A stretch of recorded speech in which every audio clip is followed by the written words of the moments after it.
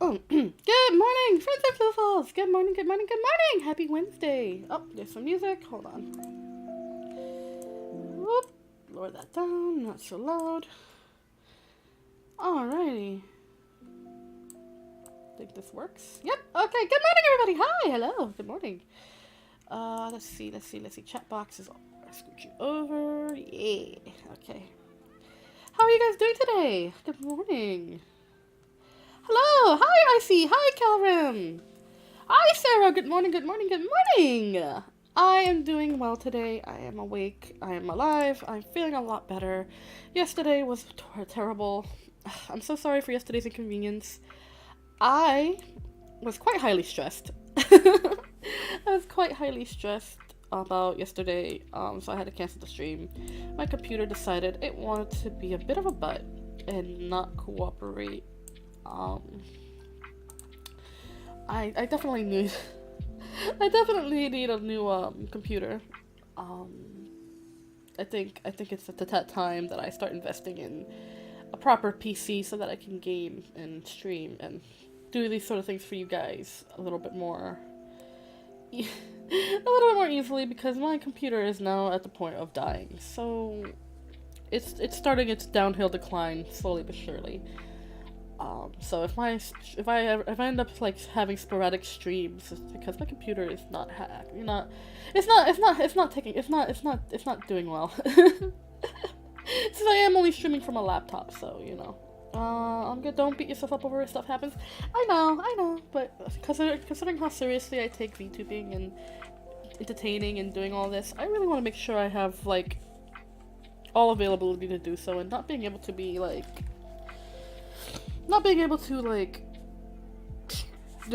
every time I cancel a stream because of my computer, I feel terrible. I feel weirdly guilty. I feel weirdly guilty, so it just makes it hard to stream when you don't have like a proper setup. So eventually, I'm gonna see if I can try to find a pre-built PC, do some payment plan, do a payment plan and paid installations, and see if I can try to upgrade. So that way I can do more, because there's a lot of games that I can't play on here that I want to play for you guys. Like, I definitely want to put my hand in Resident Evil, all the remakes that came out, and of course 7 and 8. I want to play, there's a whole bunch of games I want to be able to play for you guys. For those of you who follow me on my Discord, I've been playing Cuphead recently, and of course I can't stream Cuphead while I'm VTubing and stuff like that, because my computer can't handle it. But over on Discord it's a little easier, because it's just the screen sharing, so it makes it a little easier. Sup, Icy, sup! Good morning, good morning. Alright, enough of all that nonsense. We're gonna continue today with the Night Circus. I hope you guys have been enjoying this story. I know I have been. I've been really enjoying this story. It's been a lot of fun. I've been really enjoying this story. But yeah, so we're gonna continue off. Last time we left off. What was the last time we left off? I don't know when was the last time we left off. I'm just looking back on it now. The last time we left off in the future, in the fairly near future, with Bailey coming back to the circus. We find out that Celia finally figures out that Marco is her opponent. And other stuff. So we'll figure out what happens. And there's a prophecy of someone passing away. One of the founding members passing away through Puppet's visions. Apparently, Puppet gets visions. So let's see what happens. Because there's a lot. This story does take a lot of jumps through time. So it's through different perspectives. So it's a lot that happens. Also, is the music good? Is it too loud? Not loud enough? Let me know. Booby! You okay, buddy? I heard him meowing. You okay, buddy? You good? I just fed them a little bit ago before I started stream, so now they have the zoomies. Like, Beans is chilling in a nice comfy chair that has like pillows and blankies all over it, but big boy Booby is just running around like a maniac. I think he's calmed down now. But you guys already know. So you guys already know the cats are gonna come and say hi to the chat by jumping all over the table and being pains in the butts as they always are. I love my babies. Alright, let's get back into it. Let's get back into it. Let's get back into it. The Wizard in the Tree. In Barcelona, November 1894. The rooms hidden behind the multitude of tents in Les Cirque de Lives are a stark contrast to the black and white of the circus, alive with color, warm with glowing amber lamps. The space kept by the Murray twins is particularly vivid, a kaleidoscope of color, blazing with carmine and coral and canary, so much that the entire room often appears to be on fire, dotted with fluffy kittens, dark as soot and bright as sparks. It is occasionally suggested that the twins should be sent to boarding school to receive a proper education. But their parents insist that they learn more from living with such a diverse company and traveling the globe so they would be confined than they would be confined by school rooms and books. False Cat, hello! Hi! Welcome, welcome! Welcome to the Storytime. We are reading The Night Circus by Erin Morgenstern. It is a wonderful book. If you haven't read it before, I highly recommend it. We are currently about almost halfway through the book according to my e-reader. But, you know, if you want to stay for story time, please do. If you want to catch up on previous chapters, I have a playlist in on my channel. If you ever feel like catching up, I also have other stories if you're interested as well. Call me Grape Gear. Grape Gear. That's I shall do that. I will remember that. But welcome. Thank you for being here. And I hope you enjoy the story. See. The twins remain perfectly pleased with the arrangement, receiving irregular lessons on innumerable subjects and reading every book they can get their hands on. Piles of them often end up in the wrought iron cradle that they would not part with after it was outgrown. They know every inch of the circus, moving from color to black and white with ease, equally comfortable in both. Tonight they sit in a striped tent beneath a rather large tree, its branches black and bare of leaves. At this late hour there are no patrons lingering in this particular tent, and it is unlikely that any other visitors in the circus will stumble upon it in the remaining hours before dawn. The Murray twins lean against the massive trunk, sipping steaming cups of mulled cider. They have finished with their performances for the evening, and the remaining hours before dawn are theirs to spend as they please. Do you want to read tonight? Widget asked his sister. We could take a walk. It's not that cold. He pulls a pocket watch from his coat to check the time. It's not that late yet either, he adds, though their definition of late is what many would consider quite early. Poppet bites her lip in thought for a moment before answering. No, she says. Last time everything was all red and confusing. I think maybe I should wait a bit before I try again. Red and confusing? Poppet nods. It was a bunch of things overlapping, she explains. Fire and something red, but not at the same time. A man without a shadow. A feeling like everything was unraveling, or tangling. The way the kitten pulls the yarn into knots and can't find the beginning or the end anymore. Did you tell Celia about it? Widget asked. Not yet, Poppet says. I don't like to tell her things that don't make any sense. Most times things make sense eventually. That's true, Widget says. Oh, and another thing, Poppet says. We're going to have company. That was in there somewhere too. I don't know if it was before or after the other things. Or sometime in between. Can you see who it is? Widget asked. No, Poppet answered simply. Widget is not surprised. What was the red something, he asks. Could you tell? Poppet closes her eyes, remembering. It looks like paint, she says. Widget turns to look at her. Paint. Like spilled paint on the ground, Poppet answers. She closes her eyes again, but then opens them quickly. Dark red. It's all sort of jumbled and I don't really like the red bit. When I saw it, it hurt my head. The company part is nicer. Company would be nice, Widget says. Do you know when? Poppet shakes her head. Some of it feels soon. The rest of it feels far away. They sit quietly, sipping the cider for a bit. leaning against the trunk of the tree.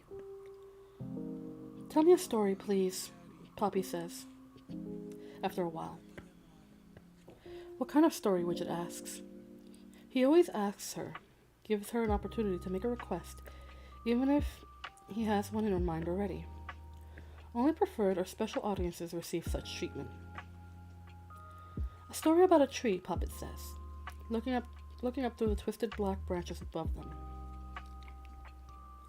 Widget pauses before he starts, letting the tent and the tree settle into silent prologue while Poppet waits patiently. "Secrets have power," Widget begins, "and that power diminishes when they are shared, so they are best kept and kept well. Sharing secrets, real secrets, important ones, with even one other person, will change them.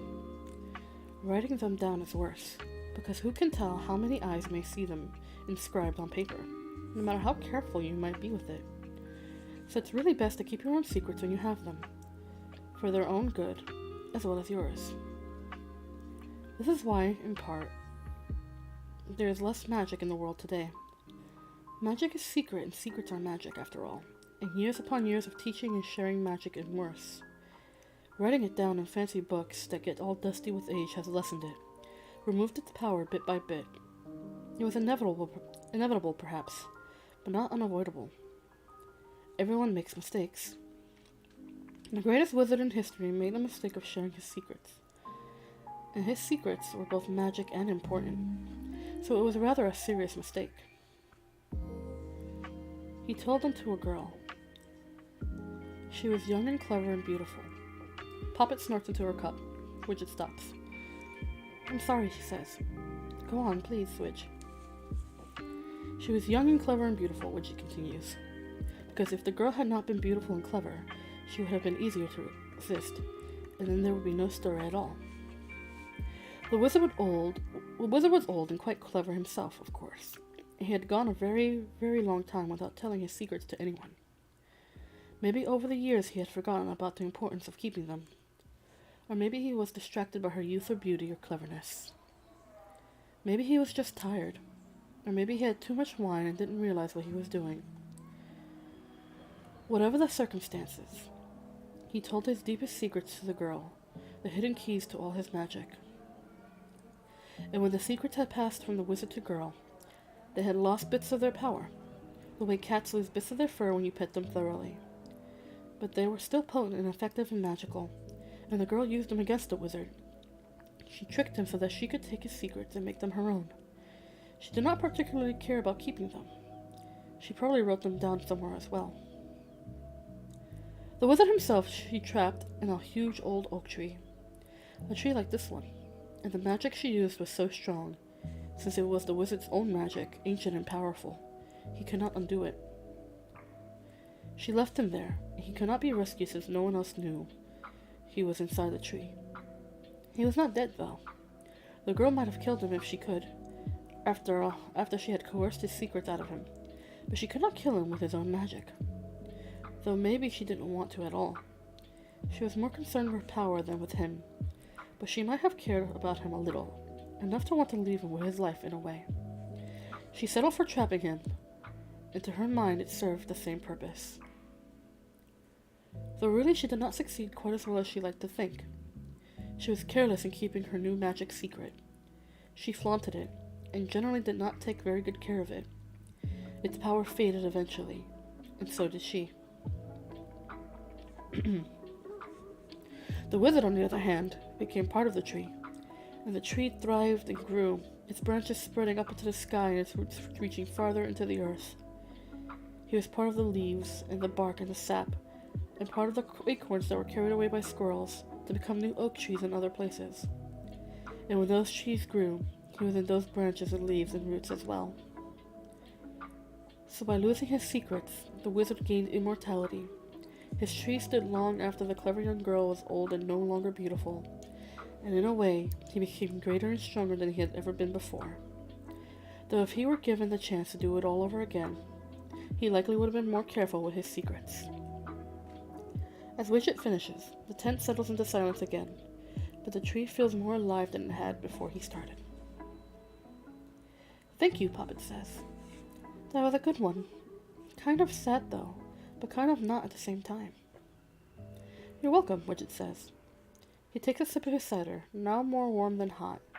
He holds his cup in his hands and brings it to eye level, staring at it until a soft curl of steam rises from the surface. Do mine too, please, Poppet says, holding onto her cup. I can never do it right. Well, I can never levitate anything right, so we're even, Widget says. But he takes her cup without complaint and concentrates until it too is steaming and hot again. He moves to hand it back to her, and it flows from his hand to hers, the surface of the cider wavering with the motion, but otherwise moving as smoothly as if it were sliding across a table. Show-offs, Widget says. Excuse me. They sit sipping their newly warmed cider, looking up at the twisted black branches reaching towards the top of the tent. Which? Poppet asks after a long silence. Yes.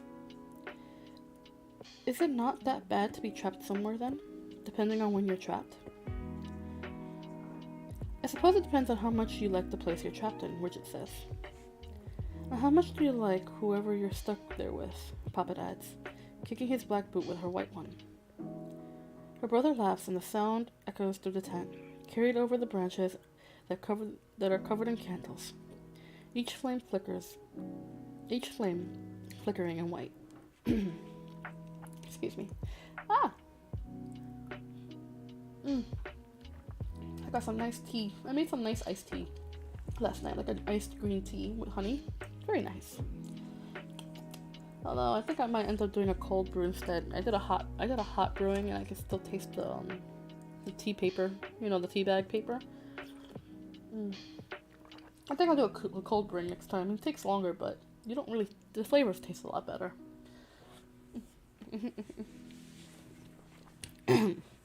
Temporary places. London, April, 1895. Tara Burgess does not realize until after she has returned to London that the address on the card given to her by Mr. Barris is not a private residence at all, but the Midland Grand Hotel. She leaves the card sitting out on the table in her parlor for some time, glancing at it whenever she happens to be in the room, forgetting about it for stretches of time until she remembers it again. Lainey attempts to persuade Tara to join her for an extended holiday in Italy, but she refuses. Tara tells her sister little about her visit to Vienna, saying only that Ethan had asked after her. Lainey suggests that they might consider moving, and perhaps they should discuss it further when she returns. Tara only nods, giving her sister a warm embrace before Lainey departs. Excuse me, oh my. Alone in their townhouse, Tara wanders absently. She abandons half-read novels on chairs and tables. The invitations from Madame Padva to join her for tea or accompany her to the ballet are politely declined. She turns all of the mirrors in the house to face the walls. Those she cannot manage to turn she covers with sheets so they sit like ghosts in empty rooms. She has trouble sleeping. One afternoon, after the card has sat patiently gathering dust for months, she picks it up and places it in her pocket, and she is out the door on her way to the train before she can decide whether or not the idea is a good one. Tara has never visited the clock-topped hotel attached to St. Pancras station, but it strikes her immediately as a temporary place. Despite the size and solidity of the building, it feels impermanent, populated by a constant stream of guests and travelers on their way to and from other locations, stopping only briefly before continuing to other destinations. She inquires at the desk, but they claim they have no such person listed as a guest. She repeats the name several times after the desk clerk keeps mishearing her. She tries more than one variation, as the words in the card from Mr. Barris have been smudged, and she cannot recall the proper pronunciation. The longer she stands there, the more unsure she becomes that she has never even heard of the smudged name on the card pronounced. The clerk politely asks if she would like to leave a note. Perhaps the gentleman in question were to be arriving later in the day, but Tara declines, thanking the clerk for his time and replacing the card in her pocket. She wanders to the lobby, wondering if the address is incorrect, though it is not like Mr. Barris to provide anything less than exact information. "Good afternoon, Miss Burgess," a voice says next to her. She has not noticed him approach, but the man whose name she still cannot recall by the proper pronunciation of is standing by her shoulder in a distinctive gray suit. "Good afternoon," she echoes. "Were you looking for me?" he asks. "I was, in fact," Tara says.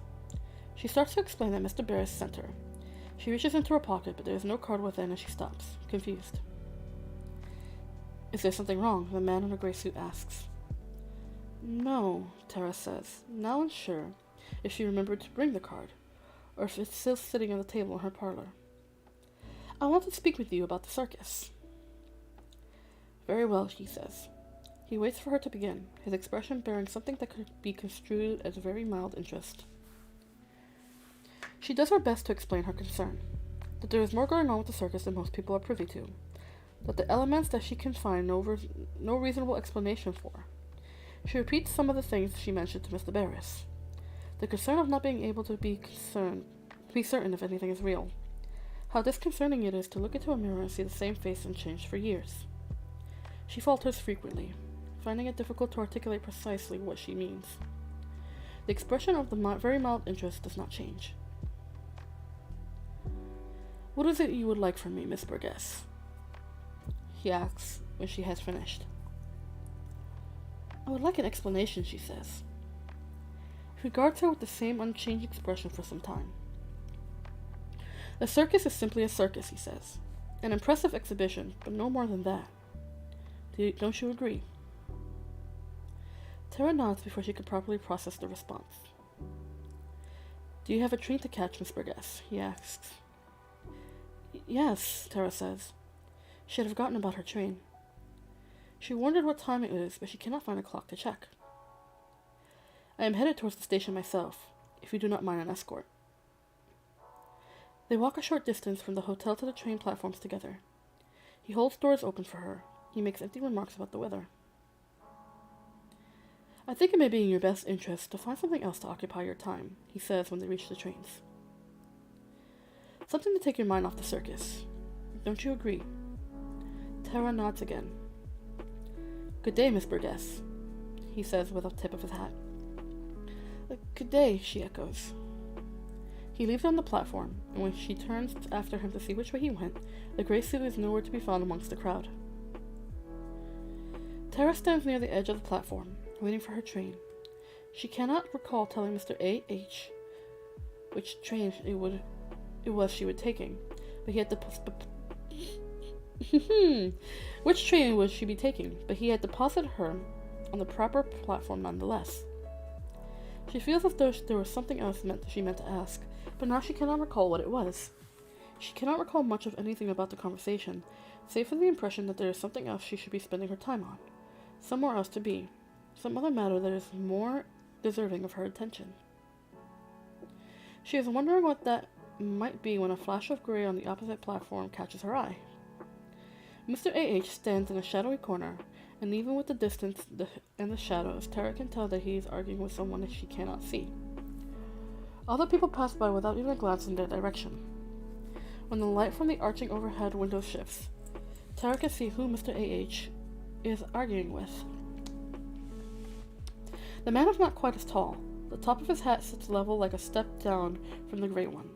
So much so that at first Tara thinks the man is only a reflection and finds it odd that Mr. A.H. would be arguing with his own reflection in the middle of a train station. But the other suit is distinctly darker. The reflection's hair is longer, though it is a similar shade of gray. Through the steam in the crowd, Tara can make out the bright spots of lace at the cuffs of the shirt, the dark eyes that catch the light more than the rest of the man's face. Aspects settle temporarily and then vanish into distorted shadows once more, never remaining steady for more than a moment. The light filtering in from above shifts again, and the figure quavers as though she were watching through a heated haze, though Mr. A.H. remains comparatively crisp and clear. Tara takes a step forward, her gaze fixated on the apparition on the opposite side of the platform. She does not see the train. Movement. Munich, April, 1895. Herr Thyssen is always pleased when the circus arrives in his native Germany, but this time he's particularly delighted that it arrived quite near Munich, so there is no need for him to secure rooms in another city. Also, he has been promised a visit from Miss Celia Bowen. He has never met her, though they have been exchanging letters for years, and she expressed an interest in seeing his workshop, if he would not mind. Frederick replied that of course he did not mind in the least, and she would be welcome at any time. Despite so many letters, each carefully filed in his office, he is uncertain what to expect when she arrives. He is astonished to find the woman he knows as the illusionist standing in his doorway. She is unmistakable, though she wears a gown of dusty rose rather than the black and white creations he is accustomed to seeing her in. Her skin appears warmer, her hair softly curled, and her hat bears no resemblance to the distinctive silk top hat, but he would know her face anywhere. "This is an honor," he says by way of greeting.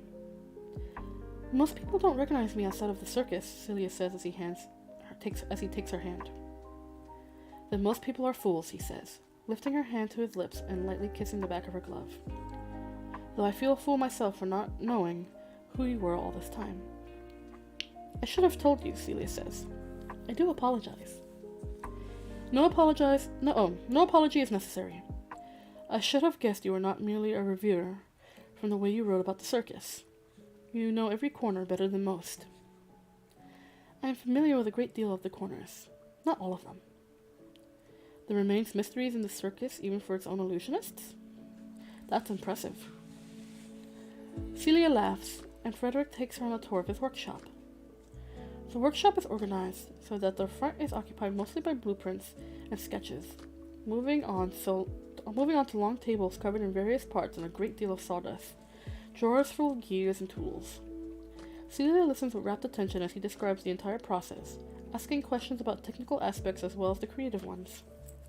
He is surprised to learn that she speaks fluent German, though they have only written to each other in English. I speak languages with more ease than I read or write them," she explains. "It is something in the feel of the sounds. I could attempt to put them on paper, but I am sure the result will be appalling." Despite his graying hair, Frederick looks younger when he smiles. Celia cannot keep her eyes from his hands as he shows her the delicate clockwork mechanisms. She pictures the same fingers inscribing each letter she has received and read so many times that she has committed them to memory, finding it strange that she feels shy with someone she knows so well. He watches her with equal attentiveness as they traverse the shelves of timepieces in varying stages of construction. "May I ask you something?" he says as she looks at a collection of detailed figurines waiting patiently among curls of wood to be housed in their proper clocks. Dark Shadow, so hi! I see you lurking there. Welcome. I'm glad you can make it. Let's see. Of course, Celia says, though she fears he will ask her how she does her magic, and she dreads having to lie to him. "You have been in the same city as I on so many occasions, and yet this is the first time you have asked to meet. Why is that?" Celia looks back at the figurines on the table before she responds. Frederick reaches out and writes a tiny ballerina that has fallen sideways, returning her to her balance on her ribbon slippers. "Before, I did not want you to know who I was," Celia said. "Though, I thought you might think I'm sorry, I'm stumbling over my words. I thought you might think of me differently if you did. But after so long, I felt I was being dishonest. I had wanted to tell you the truth for some time, and I could not resist the chance to see your workshop. I hope you can forgive me." "You have nothing to be forgiven for," Frederick says. "A woman I should like to think I know rather well, and a woman I had always considered a mystery are, in fact, the same person. It is surprising, but I do not mind a good surprise. Though I am curious as to why you wrote me that first letter." "I enjoyed your writings about the circus," Celia says. "It is a perspective that I am not able to view it from properly because I understand it in a different way. I like being able to see it through your eyes." When she looks up at him, his soft blue eyes are bright in the afternoon sunlight that shines through the windows illuminating the speckles of sawdust in the air. "Thank you, Miss Bowen," Frederick says. "Celia," she corrects. He gives her a thoughtful nod before continuing the tour. The back walls are covered with finished or nearly finished timepieces, clocks waiting only for final coats of varnish or other minor details. The clocks closest to the window are already in motion, each moving in its own unique way, but keeping the same harmonious rhythm, a symphony of carefully ordered ticking. The one that attracts Celia's attention rests on a table rather than hanging on the wall or sitting on a shelf. It is a beautiful piece, more sculpture than clock. While many of the clocks are wood, this one is predominantly dark, oxidized metal. A large round cage set on a wooden base that has been carved into swirling white flames. Within, there are overlapping metal hoops marked with the numbers and symbols suspended from the top, hanging amongst the visible gears and a series of stars falling from the filigree cap on the top. But the clock sits quiet, unmoving. "This one reminds me of the bonfire," Celia says. "Is it not finished?" "No, it is complete, but broken," Frederick replies. "It was an experiment, and the components are difficult to balance properly." He turns it so she can see the way the workings extend through the entirety of the cage, stretching in all directions. The mechanics are complex, as it tracks astronomical movement as well.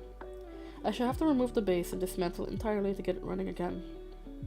I have not yet had the time it will require. "May I?" Celia asks, reaching out to touch it. When he nods, she removes one of her gloves and rests her hands on the metal bars of the cage. She only watches it thoughtfully. She makes no attempt to move it. To Frederick, it appears she is gazing through the clock rather than simply looking at it. Inside, the mechanism begins to turn, the cogs and gears waltzing together as the number-marked hoops spin into place. The hands glide to indicate the proper time. The planetary alignments set themselves in order. Everything within the cage rotates slowly, the silver stars sparkling as they catch the light. Once the slow, steady ticks begin, Celia removes her hand. Frederick does not inquire as to how she managed it. Instead, he takes her to dinner. They do speak of the circus, but spend most of the meal discussing books and art, wine and favorite cities. The pauses in the conversation are not awkward, though they struggle to find the same rhythm in speaking that they are already present in their written exchanges, often switching from one language to another. "I have you ask me how I've done my trick," Celia asks, once they have reached the point where she is certain he is not simply being polite about the matter. Frederick considers the question thoroughly before he responds. "Because I do not wish to know," he says. "I prefer to remain unenlightened, to better appreciate the dark." The sentiment delights Celia so that she cannot properly respond in any of their common languages, and only smiles at him over her wine. "Besides," Frederick continues, "you must be asked such things constantly. I find I am more interested in learning about the woman than the magician. I hope that is acceptable." "It's perfect," Celia says. They walk together to the circus afterwards, past red-roofed buildings glowing in the dying light, going to their separate ways only once they reach the courtyard. Frederick remains mystified as to why no one seems to recognize her as she walks anonymously amongst the crowd. When he watches her performance, she only catches his eye once with a subtle smile, giving no other hint of recognition. Later, long after midnight, she appears by his side as he walks, wearing a cream-colored coat and a deep green scarf. "Your scarf should be red," Frederick remarks. "I am not a proper reviewer," Celia says. "It would not feel right." But as she speaks, her scarf shifts in hue to a rich, wine-like burgundy. "Is this better?" "It is perfect," Frederick says, though his gaze remains fixed on her eyes. She takes his offered arm, and they walk together along the twisting pathways, through the dwindling crowds of patrons.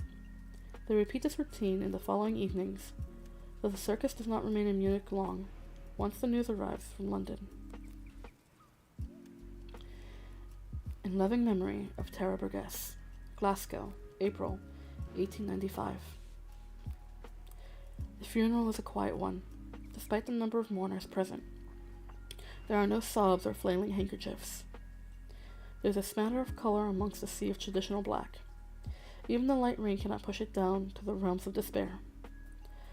It rests instead in a space of thoughtful melancholy.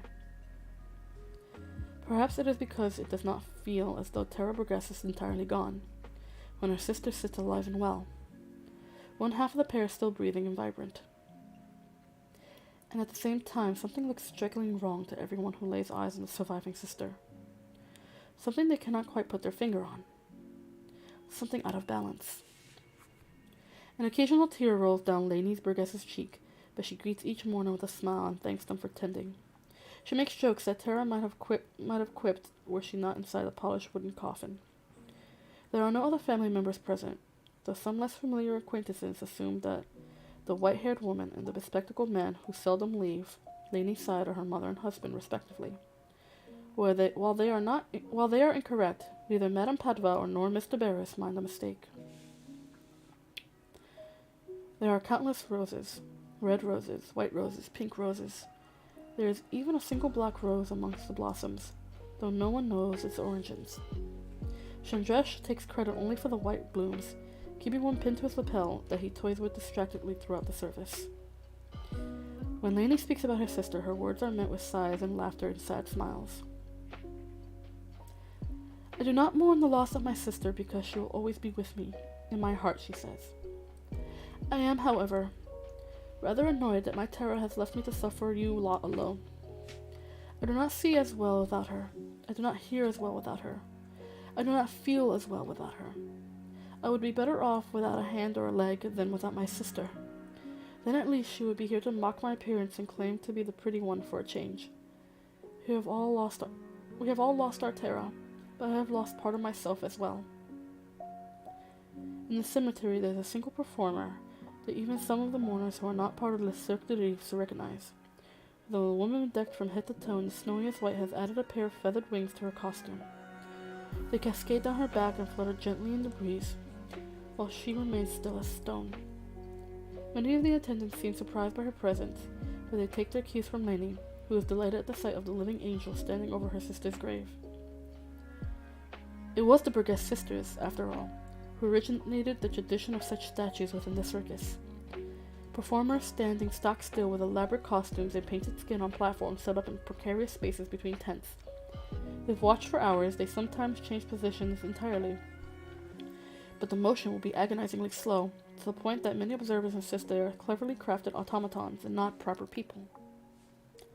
The circus contains several of these performers. The star-speckled empress of the night, the cold dark black pirate. The one that now watches over Tara Burgess is often referred to as the Snow Queen. There is the softness of sobbing as the coffin is lowered to the ground, but it is difficult to pinpoint who it is coming from, or if it is instead a collective sound of mingled sighs and wind and shifting feet. The rain increases and umbrellas sprout like mushrooms among graves. The damp dirt turns quickly to mud, and the remainder of the burial is hastened to accommodate the weather. The ceremony fades out rather than ending properly, the mourners shifting from neat rows to mingled crowds without the distinct moment to mark the change. Many linger to pass additional condolences on to Lainey, though some move off to seek shelter from the rain before the last of the dirt has settled. Isabel and Tsukiko stand side by side some distance from Tara's grave, sharing a large black umbrella that Isabel holds over their head in one black-gloved hand. Tsukiko insists she does not mind the rain, but Isabel shelters her anyway, grateful for the company. How did she die? Tsukiko asks. It is a question that others have asked in hushed whispers throughout the afternoon and have been met with various answers, few of them satisfying. Those who know the details are not forthcoming. I was told it was an accident, Isabel says quietly. She was hit by a train. Tsukiko nods thoughtfully, pulling a silver cigarette holder and matching lighter out from the pocket of her coat. How did she really die? She asks.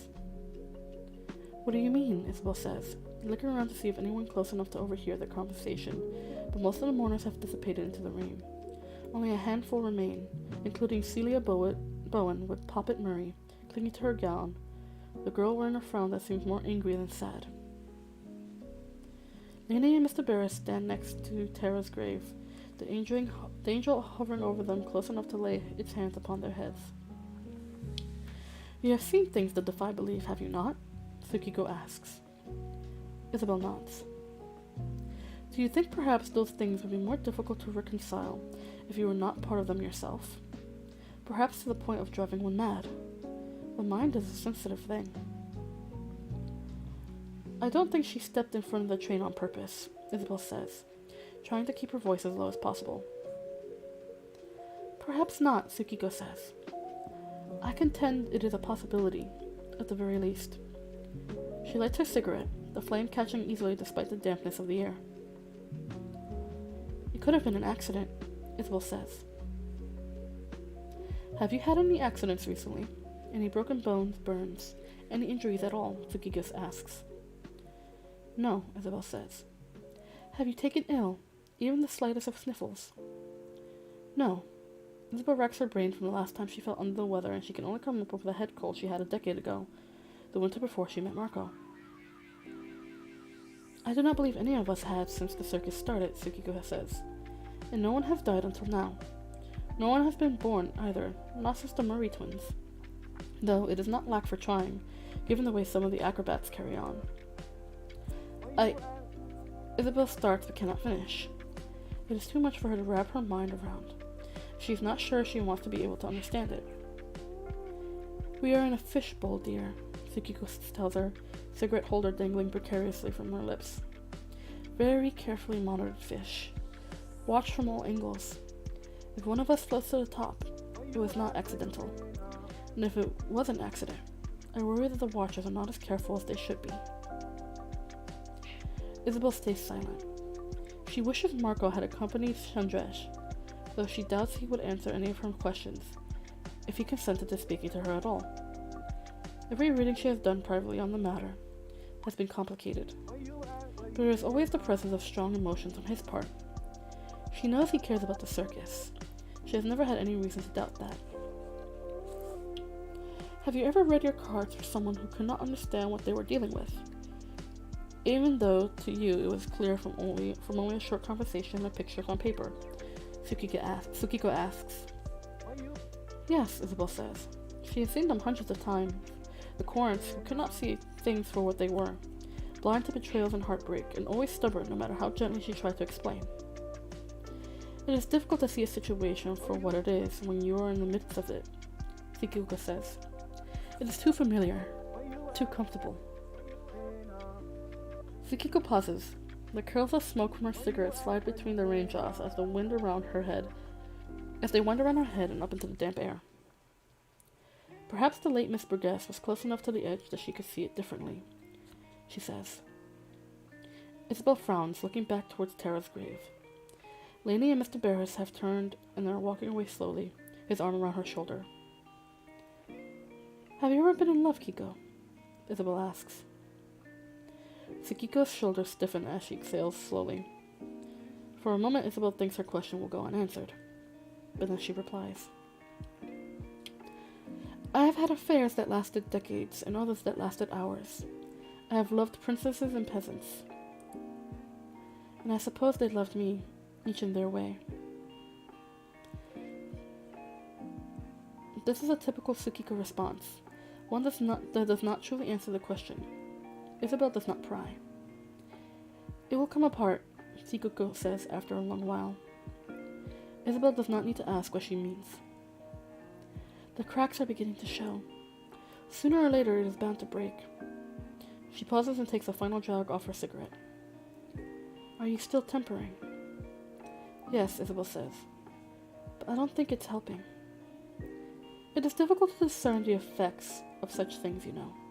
Your perspective is from the inside, after all. The smallest charms can be made the most effective. It doesn't seem to be very effective. Perhaps it is controlling the chaos within more than the chaos without. Isabel does not reply. Tsukiko shrugs and says no more. After a moment, they turn to leave together without discussion. The Snow-White Angel alone remains hovering over Terra Burgess's fresh grave, holding a single black rose in one hand. She does not move. She does not even bat an eyelash. Her powdered face stays frozen in sorrow. The increasing rain pulls stray feathers from her wings and pins them to the mud below. Labyrinth. You walk down a hallway papered in playing cards, rows upon rows of clubs and spades. Lanterns fashioned from additional cards hang above, swinging gently as you passed. A door at the end of the hall leads to a spiraling iron staircase. The stairs go both up and down. You go up, finding a trapdoor in the ceiling. The room it opens into is full of feathers that fluttered downward. When you walk through them, they fall like snow over the door and the floor, obscuring it from sight. There are 6 identical doors. You choose one at random, trailing a few feathers with you. The scent of pine is overwhelming as you enter the next room to find yourself in a forest full of evergreen trees. Only these trees are not green, but bright and white, luminous in the darkness that surrounds them. They are difficult to navigate. As soon as you begin walking, the walls are lost in shadows and branches. There's a sound like a woman laughing nearby, or perhaps it is only the rustling of the trees as you push your way forward. Searching for the next door, the next room.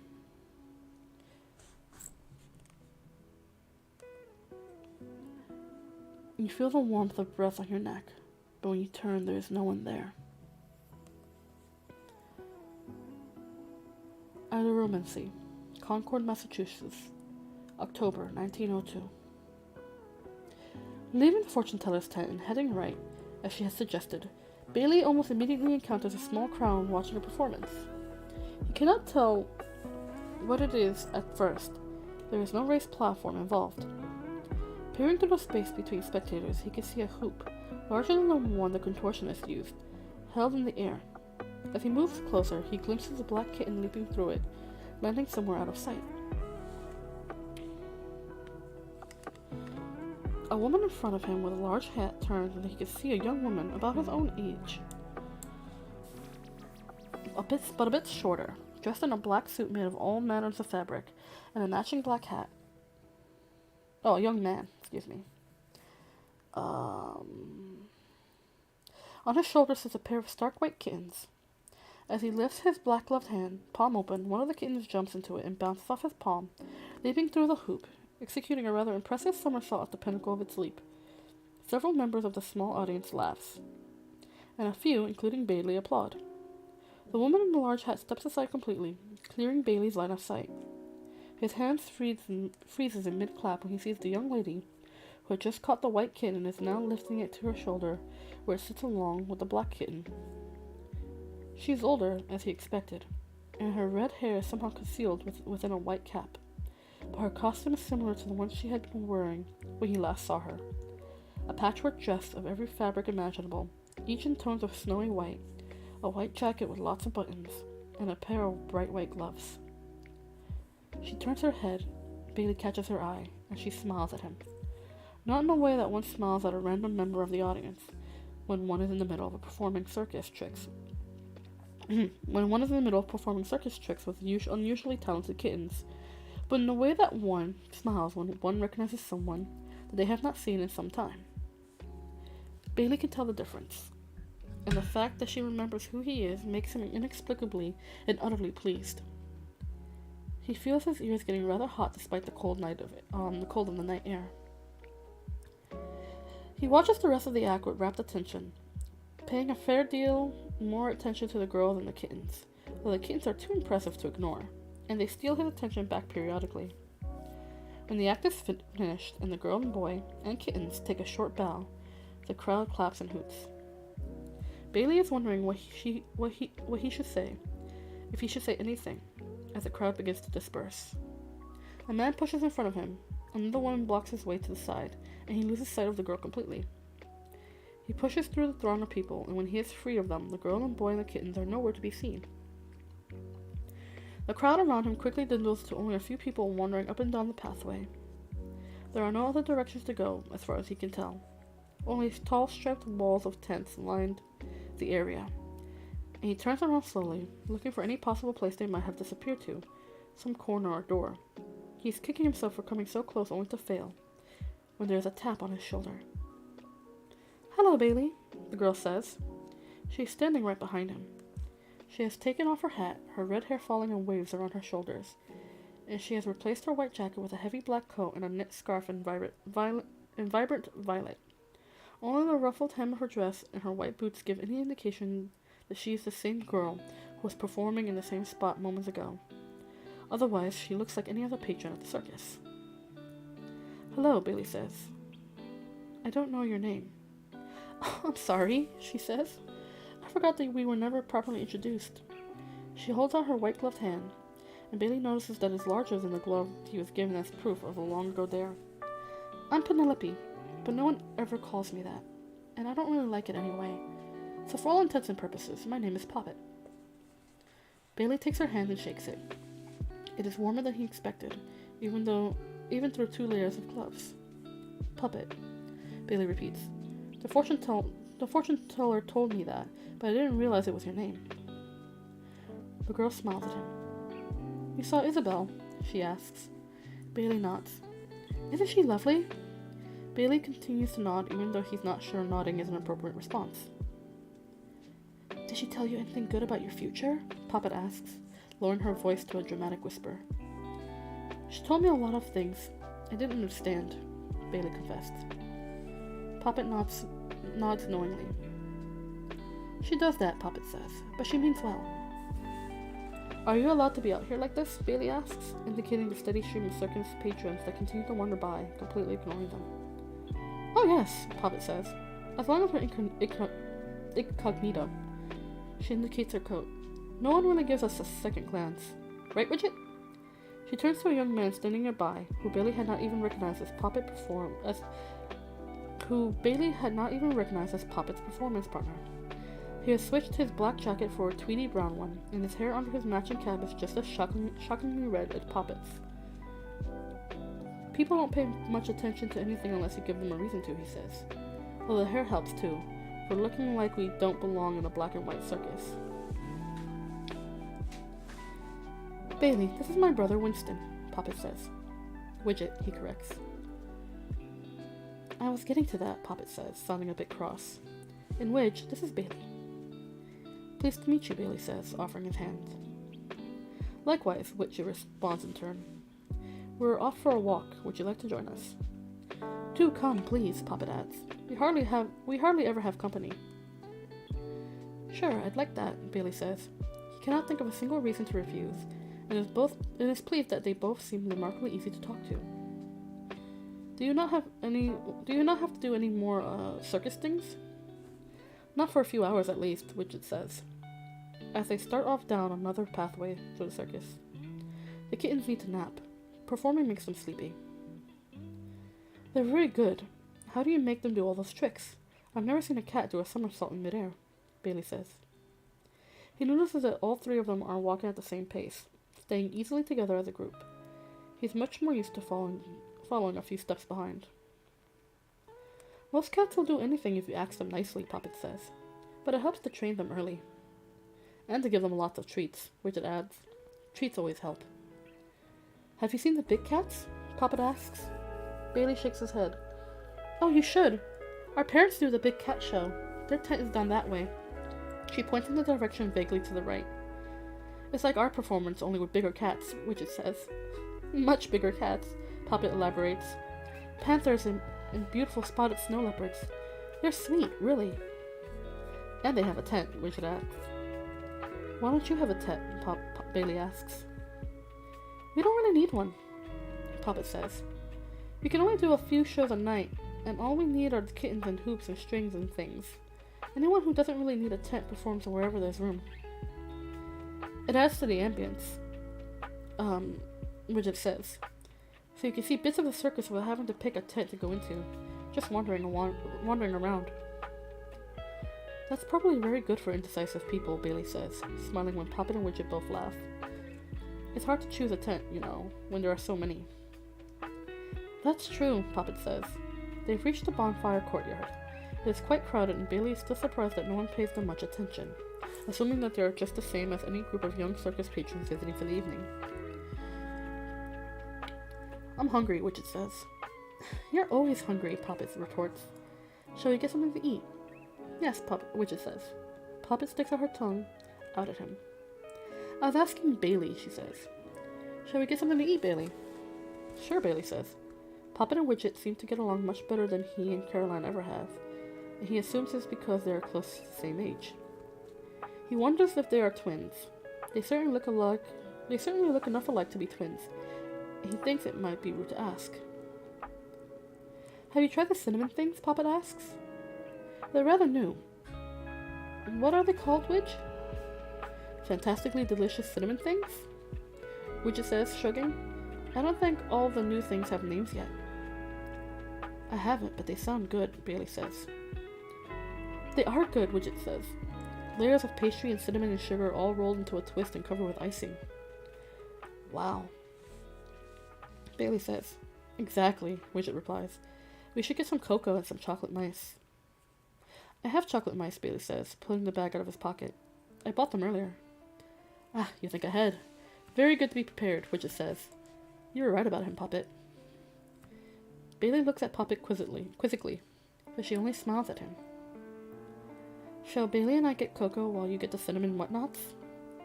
She asks, and Widget nods his approval of this plan. Certainly. Meet you at the bonfire, he asks. Poppet nods, and Widget tips his hat to both of them and goes off into the crowd. Bailey and Poppet continue to walk around the bonfire courtyard. After a few moments of amicable silence, Bailey works up the nerve to ask a question. One he's not sure he'll be comfortable asking once they meet back up with Widget. Can I ask you something? Bailey asks.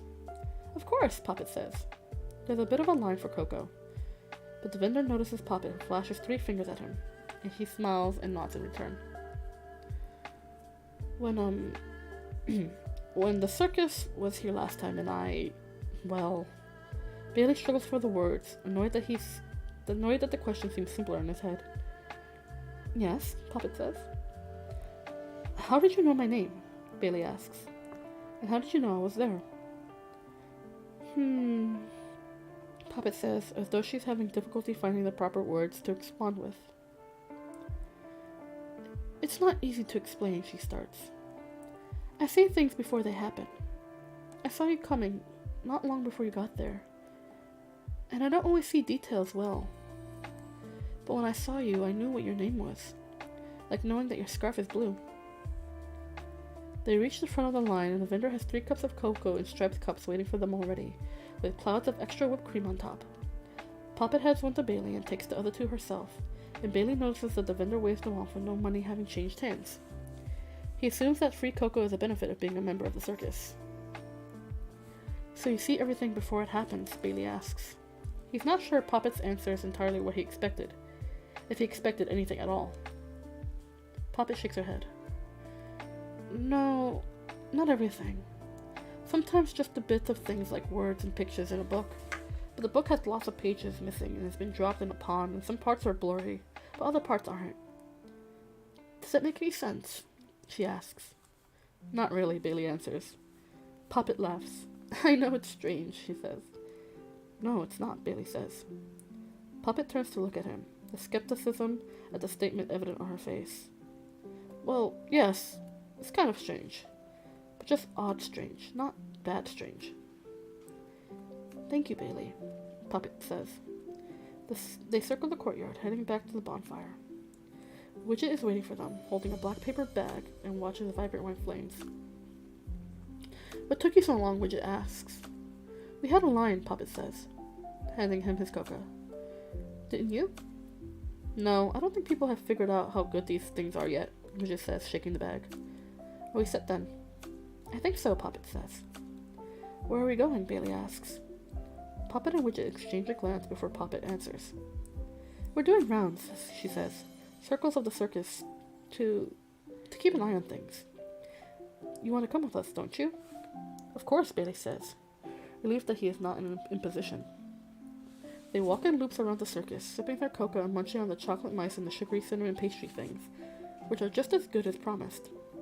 Puppet and Widget tell him the stories of the circus, pointing out tents as they pass by, and Bailey answers their questions about his own town, finding it strange that they seem interested in what he considers very mundane things. They speak with ease of people who have known each other for years, and the excitement of new friends with new stories. If Puppet and Widget are keeping an eye on anything beyond their Coco and himself, Bailey cannot tell what it might be. What's the stargazer, he asks, catching sight of a sign he has not seen before, as they discard their empty cups and bags. Up for gazing, Puppet? Widget asks his sister. She pauses before she nods. Puppet reads the stars, he explains to Bailey. It's the easiest place to see the future. It hasn't been all that easy lately, Puppet says quietly. But we can ride. It's only open on clear nights, so who knows if we'll get another chance while we're here. They step inside, joining a line that ascends a curving stairway around the perimeter, separated from the interior of the tent by a heavy black curtain. The walls are covered in diagrams, white spots and lines on black paper, frame maps of constellations. Is it like the way the fortune teller reads those cards with pictures on them? Bailey asks, still trying to wrap his mind around the idea of seeing the future. Sort of like that, but different, Puppet says. I can't read tarot cards at all, but Widget can. There's stories on paper, Widget says, shrugging. You see how the stories in each card goes together. It's not really that hard. With those you have all different possibilities and things, different paths to take. Puppet sees things that actually happen. But they're not as clear, Puppet explains. There isn't context, and most of the time I don't know what things mean until later. Sometimes it's not until it's too late. Disclaimers accepted, pet, Widget says, giving her shoulder a squeeze. It can just be a ride if you want. At the top of the stairs, they reach a black platform, where everything is endlessly dark save for a circus worker in a white suit who is guiding patrons inside. He smiles at Puppet and Widget, and with a curious glance at Bailey, he escorts them through the darkness into something like a sleigh or a carriage. They slide onto the cushioned bench with a high back and sides. The door on one side clicks closed as Puppet settles in between Bailey and Widget. It glides forward slowly, and Bailey can see nothing but darkness. Then, something around them clicks softly, and the carriage falls just a bit, and at the same time it tilts backwards so they are looking up instead of forward. The tent has no top, Bailey realizes. The upper portion of it is open, with the night sky fully visible. It is a different sensation than watching the stars while lying in a field, something Bailey has done many times. There are no trees creeping into the edges, and the gentle swaying of the carriage makes him feel almost weightless. And it is incredibly quiet. As the carriage moves along in what seems to be a circular pattern, Bailey can hear nothing but a soft creak and the sound of Puppet breathing next to him. It is as though the entire circus has faded away into the darkness. He glances over at Puppet, who is looking at him instead of the sky. She gives him a grin and then turns away. Bailey wonders if she should ask if she sees anything in the stars. You don't have to if you don't want to, Widget says, anticipating the question. Puppet turns to make a face at him, but then focuses her gaze upwards, looking into the clear night sky. Bailey watches her carefully. She looks as though she is contemplating a painting or reading a sign from far away, squinting just a little. She stops suddenly, putting her hands to her face, pressing her white-gloved fingers over her eyes. Widget puts a hand on her shoulder. Are you alright? Bailey asks. Puppet takes a deep breath before she nods, keeping her hands over her face. I'm fine, she says in a muffled voice. It was very bright. It made my head hurt. She takes her hands from her face and shakes her head. Whatever the stress she had been in apparently passed. For the remainder of the ride, none of them looked up at the star-speckled sky. I'm sorry, Bailey says quietly, as they walk down another curving stairway in order to exit. It's not your fault, Puppet says. I should have known better. The stars have been doing that lately, making no sense and giving me headaches. I should probably stop trying for a while. You need some cheering, Widget says as they return to the din of the circus. Cloud maze? Poppet nods, her shoulders relaxing a bit. What's the cloud maze? Bailey asks. You haven't found any of the best tents yet, have you? Widget says, shaking his head. You're going to have to come back. We can't do all of them in one night. Maybe that's why Pet has got a headache. She saw us having to drag you through every single tent to see what you've been missing. Widget can see the past, Papa says suddenly, diverting the conversation. It's one of the good reasons his stories are always so good. The past is easier, Widget says. It's already there. In the stars? Bailey asks. No, Widget says. On people. The past stays on you the way powdered sugar stays on your fingers. Some people can get rid of it, but it's still there. The events and the things that pushed you to where you are now. Read isn't the right word, but it's not the right word for what Papa does with the stars either. So you can see my past on me? Bailey asks. I could, Widget says. I try not to do it without permission if there's nothing that jumps out automatically. Do you mind? Bailey shakes his head. Not at all. Widget stares at him for a moment, not quite long enough for Bailey to become uncomfortable under the weight of his eyes, but almost. There's a tree, Widget says. This massive old oak tree that's more home to you than your house, but not much than this is. He gestures around the tents and the lights. Feeling like you're alone even when you're with other people. Apples. And your system seems like a real gem, he adds sarcastically. That sounds about right, Bailey says with a laugh. What are the apples? Poppet asks. My family has a farm with an orchard, Bailey explains. Oh, that sounds lovely, Poppet says. Bailey has never considered the rows of short, twisted trees lovely. Here we are, Widget says as they round a turn. Despite his limited experience with the circus, Bailey is amazed that he has never seen this tent before. It is tall, almost as tall as the acrobat tent, but narrower. He stops to read the sign over the door. The Cloud Maze. An excursion in dimension, a climb through the firmament. There is no beginning, there is no end. Enter where you please, live when you wish. Have no fear of falling. Inside, the tent is dark-walled with an immense, iridescent white structure in the center. Bailey can think of nothing else to call it. It takes up the entirety of the tent, save for a raised path along the perimeter. A winding loop that begins at the tent entrance and circles around. The floor beyond the path is covered with white spheres, thousands of them piled like soap bubbles. The tower itself is a series of platforms swooping in odd, diaphanous shapes quite similar to clouds. They are layered like a cake. From what Bailey can see, the space between layers varies from room enough to walk straight through to barely enough to crawl to.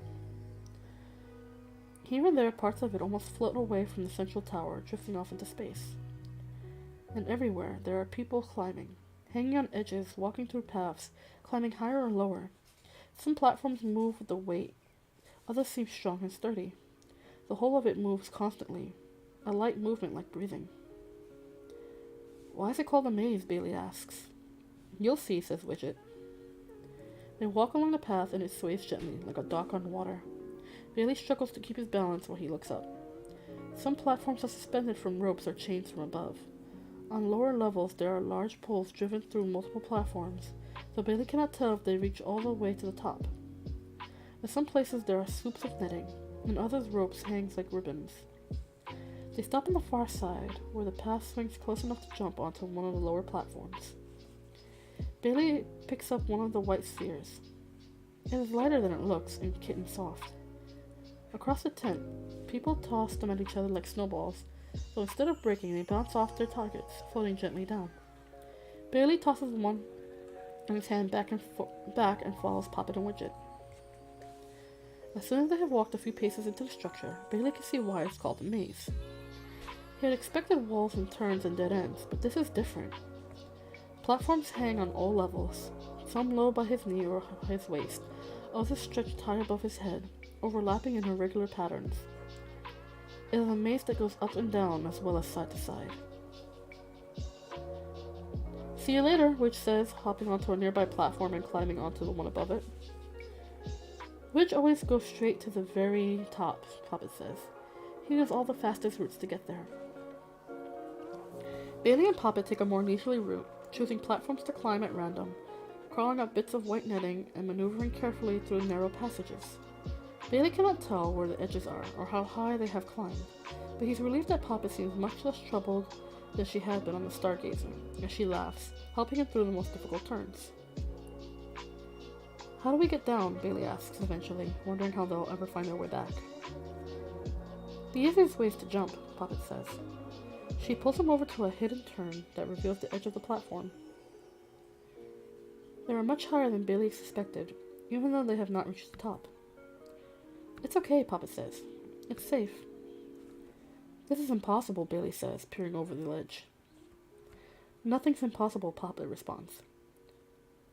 She smiles at him and jumps, her red hair trailing out behind her as she falls. She disappears into the sea of white spheres below, enveloped completely before popping back up, her hair a shock of red against the white as she waves at him. Bailey only hesitates for a moment, and he resists the urge to close his eyes as he leaps. Instead, he laughs as he tumbles through the air. Reaching the pool of spheres below, it is truly like falling into a cloud, soft and light and comforting.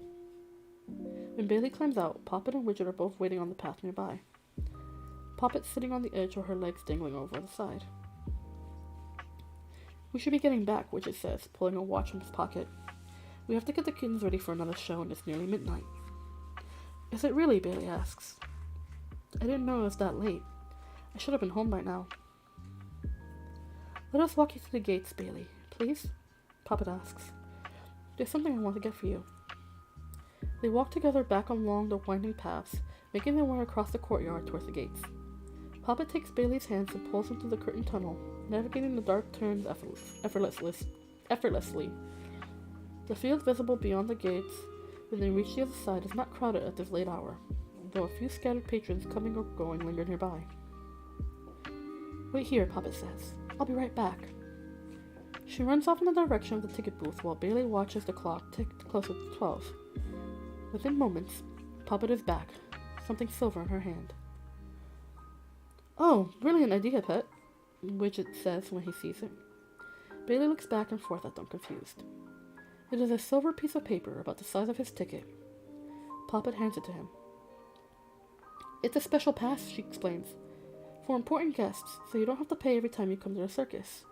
You show it at the booth and they'll let you in. Bailey stares at it wide-eyed. This card entitles the holder to unlimited admission.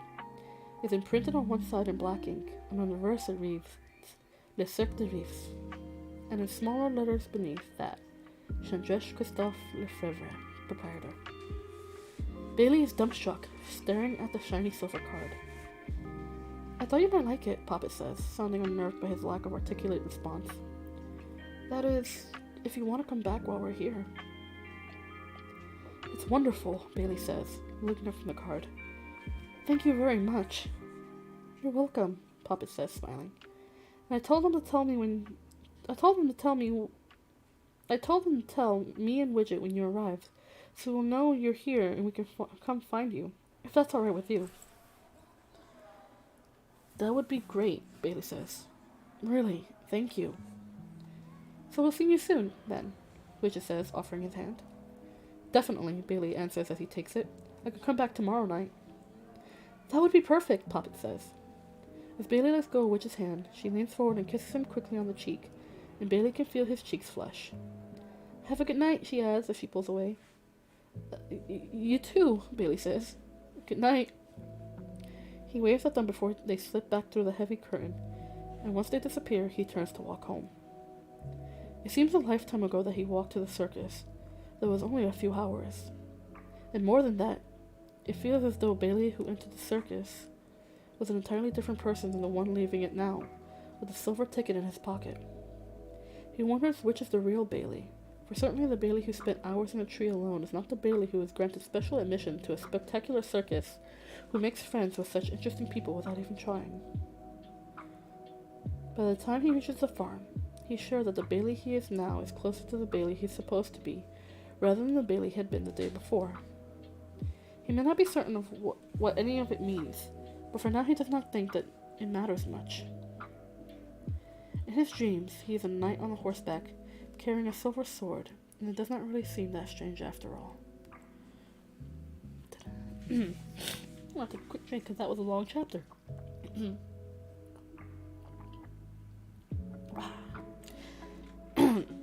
Tete-a-tete, London, August 1896. The midnight dinner is rather subdued tonight, despite the number of guests. The circus is preparing for a stretch near London, having recently departed Dublin, so there are a handful of performers present. Mr. Barris is visiting from Vienna as well. Celia Bowen spends much of the meal talking with Madame Padva, who is seated to her left, draped in lapis blue silk. The gown Celia wears is a Padva design, one that was created for her to perform in, but then deemed inappropriate. The silver fabric catching the light and very tuck and curve in such a way that it proved too distracting. The effect is so flattering that Celia cannot bear to give it up, and instead kept it for normal wear. Someone cannot keep his eyes off you, my dear, Madame Padva remarks, subtly tilting her glass in the direction of the door, where Marco is standing quietly to the side, his hands clasped behind his back. Perhaps he is admiring your handiwork, Celia says without turning. I would wager that he is more interested in the contents than the gown itself. Celia only laughs, but she knows that Madame Padva is correct, as she has felt Marco's gaze burning into the back of her neck all evening, and she is finding it increasingly difficult to ignore. His attention only wavers away from Celia once, and Chandras knocks over a heavy crystal wineglass that narrowly avoids crashing into one of the candelabras, spilling red wine over the cold brocade of the tablecloth. But before Marco can react, Celia leaps to her feet from across the table, righting a glass without touching it, a detail only Chandras has the proper perspective to notice. When she takes her hand away, the glass is filled again, the tablecloth spotless. Clumsy, Chandras mutters, looking at Celia warily before turning away to pick up his conversation with Mr. Barris. You could have been a ballerina, Madame Padva remarks to Celia. You are quite good on your feet. I am good off my feet as well, Celia says, and Mr. Barris nearly knocks over his own glass while Madame Padva cackles. For the remainder of dinner, Celia keeps a watchful eye on Chandras. He spends most of the time discussing some sort of renovation to the house with Mr. Barris, occasionally repeating himself, though Mr. Barris pretends not to notice. Chandras does not touch his wine glass again, and is still full when he is cleared at the end of the course. After dinner, Celia is the last to leave. During the exodus, she misplaces her shawl and refuses to let anyone wait for her while she searches for it, waving them away into the night. It proves difficult, attempting to locate a length of ivory lace in the singular chaos of La Maison Lefebvre. Though she traces her steps through the library and the dining room, it is nowhere to be found. Eventually, Celia abandons her search and returns to the foyer, where Marco is standing by the door with her shawl folded casually over his arm. Are you looking for this, Miss Bowen? He asks. He moves to place it on his shoulders, but the lace disintegrates between his fingers, falling into dust. When he looks up at her again, she is wearing the shawl, tied perfectly as though it had never been removed. Thank you, Celia says. Good night. She breezes by him and out the door before he can respond. Miss Bowen, Marco calls, chasing after her as she descends the front stairs. Yes, Celia responds, turning back as she reaches the pavement. I was hoping I could trouble you for that drink we did not have in Prague, Marco says. He holds her eyes steadily while she considers. The intensity of his gaze is even stronger than it had been when it was focused on the back of her neck, and while Celia can feel the coercion of it, a technique her father was always fond of, there's something genuine as well, something almost like a plea. It is that, coupled with curiosity, that causes her to nod her consent. He smiles and turns, walking back inside the house, leaving the door open. After a moment she follows. The door swings shut and locks behind her. Inside, the dining room has been cleared, but the dripping candles still burn in the candelabras. 2 glasses of wine sit on the table. Where has Chandras gone to? She asks, picking up one of the glasses and walking to the opposite side of the table from where Marco stands. He has retired to the 5th floor, Marco says, taking the remaining glass for himself. He had the former servants' quarters renovated to keep as his private rooms because he enjoys the view. He will not be done until the morning. The rest of the staff has departed, so we have the majority of the house to ourselves. Do you often entertain your own guests after his have gone? Celia asks. Never. Celia watches him while she sips her wine. Something about his appearance bothers her, but she cannot identify what exactly. Does Chandresh really insist that all the fire in the circus be white so it would match the color scheme? She asks after a moment. He did indeed, Marco says. Told me to contact a chemist or something. I opted to take care of it myself. He runs his fingers over the candles on the table, and the flames shift from warm gold to cool white, tinged with the silvery blue in the center. He runs his fingers back the other direction, and they return to normal. What do you call it? Marco asks. Celia does not need to ask what he means. Manipulation. I called it magic when I was younger. It took me quite some time to break that habit, though my father never cared for the term. He called it enchanting, or forcibly manipulating the universe when he was not in the mood for brevity. Enchanting, Marco repeats. I have not thought of it as such before. Nonsense, Celia says. It's precisely what you do. You enchant. You're clearly good at it. You have so many people in love with you. Isabel, Chandresh, and there must be others. How do you know about Isabel? Marco asks. The company of the circus is fairly large, but they all talk about each other, Celia says. She seems utterly devoted to someone who none of us has ever met. I noticed immediately that she pays particular attention to me. I even wondered at one point if she might be my opponent. After you appeared in Prague, when she was waiting for someone, it was rather simple to figure out the rest. I do not believe anyone else knows. The Murray twins have a theory that she is in love with the dream of someone and not an actual person. The Murray twins sound quite clever, Marco says. If I am enchanting in that way, it is not always intentional. It was helpful in securing the position with Chandresh, as I only had a single reference and a little experience, though it does not seem to be working quite so effectively on you. Celia puts down her glass, still not certain of what to make of him. The shifting light from the candles enhances the indistinct qualities about his face, so she looks away before she replies, returning her attention to the contents on the mantelpiece. My father used to do something similar, she says. That pulling, charming seduction. I spent the first several years of my life watching my mother pine for him, steadfastly, loving and longing far beyond the time when he had lost what little interest in her he ever held, until one day when I was 5 years old and she took her own life. When I was old enough to understand, I promised myself I would not suffer so for anyone. It will take a great deal more than that charming smile of yours to seduce me. And when she looks back, the charming smile has disappeared. I am sorry you lost your mother in such a way, Marco says. It was a long time ago, Celia says, surprised by the genuine sympathy. But thank you. Do you remember much about her? He asks. I remember impressions more than actualities. I remember her constant crying. I remember how she looked at me as though I was something to be feared. I do not remember my parents, Marco says. I have no memories before the orphanage that I was plucked out of because I met some unspecified criteria. I was made to read a great deal. I traveled and studied and was generally groomed to play some sort of clandestine game. I've been doing so, along with accounting and bookkeeping and whatever else Chandresh requests of me, for most of my life. Why are you being so honest with me? Celia asks. Because it is refreshing to be truly honest with someone for a change, Marco says. And I suspect you would know if I lied to you outright. I hope I can expect the same from you.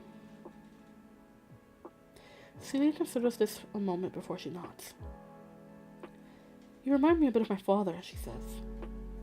How so? Marco asks. The way you manipulate perception. I was never particularly good at that myself. I'm better with tangible things. You don't have to do that with me, by the way, she adds, finally realizing what disconcerts her about his appearance. Do what? Marco asks. Look like that. It's very good, but I can tell it's not entirely genuine. It must be terribly annoying to keep it up constantly. Marco frowns, but then, very slowly, his face begins to change. The goatee fades and disappears. The chiseled features become softer and younger. His striking green eyes fade to a green-tinged gray. The false face had been handsome, yes, but consciously so, as though he was too aware of his own attractiveness, something Celia found distinctly unappealing. And there was something else, a hollowness that was likely the result of the illusion, an impression that he was not entirely present in the room. But now there is a different person standing next to her, much more present, as if a barrier had been removed between them. He feels closer, though the distance between them has not changed. His face is quite handsome still. The intensity of his stare increased with these eyes. Looking at him now, she can see deeper, without being distracted by the color. Celia can feel the heat rising up her neck and manages to control it enough that the flush is not noticeable in the candlelight. And then she realizes why there is something familiar there as well.